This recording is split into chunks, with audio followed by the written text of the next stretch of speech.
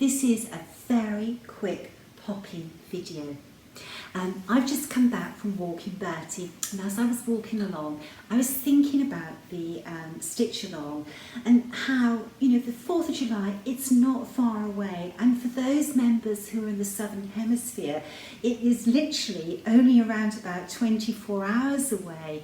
So now's a great time for me to just take this opportunity to thank each and every one of you for joining the stitch along and for wanting to stitch Jane. Thank you very much.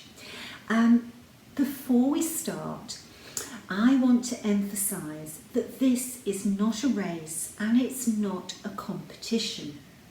Now, our group leader Sherry has outlined or divided up the sampler into 12 blocks, which are her personal goals for each month. But you don't have to stick to that. Whether you take 3 months and this is your only project, or whether you take 3 years and you just stitch on Jane occasionally, it doesn't make any difference. Everybody is welcome to this stitch along. And you know, if you stop and think about it, when Jane started her sampler in the company of her classmates, they would have all stitched at different rates. You would have had some girls that were highly focused, you know, it was head down stitching and, you know, really concentrating on what they were doing. But you would have had somebody like me who's a chatterbox, so maybe I might not have stitched as much as the little girl who was sat next to me in school. You know, you could have had a dolly daydreamer that liked to look out of the window, so maybe she didn't lay as many stitches as the girl sat next to her. We all work at different rates.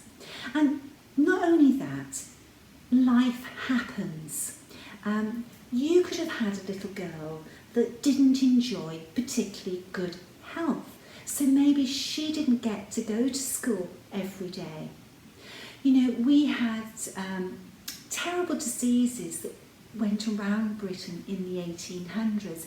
You had typhus, dysentery, you had children with TB, you had outbreaks of scarlet fever and whooping cough and measles, and you know, some children could have had a long time off school, and therefore they would have fallen behind with their progress on their sampler. You know, you could have had a little girl who maybe had to stay home and look after her brothers and sisters. Maybe her mother had just given birth, maybe her mother had died in childbirth. You know, there was a lot of young children that for so many reasons never got to go to school every day. So the fact that we're all stitching at our own pace, we're really only imitating what Jane and her classmates went through as well. Now, the other thing I wanted to say as we're starting this stitch along, don't ever be afraid to ask a question. There is never ever a silly question. I might give you a stupid answer, but that's my problem, not your problem for asking the question. Now, I'm available for you to message privately, or you can post in the group, and in our group we have some very, very experienced stitchers who are very happy to share their knowledge with the group. And you know, so whichever way you want to do it, whether you're embarrassed to ask, so you want to ask me quietly, or whether you want to post in the group, please go ahead and do so. And as you know, we're running this mentorship scheme whereby we pair up experienced and lesser experienced stitchers together. If you find at any stage that you would like to join the mentorship scheme, you know, please let us know and we will organise that for you.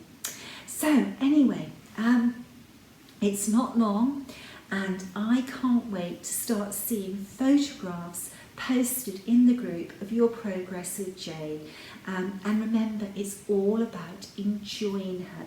enjoying the journey and growing as a needleworker by all of us pulling together and sharing the experience. So that's really all I wanted to say. Thank you. It's not a race, and to enjoy.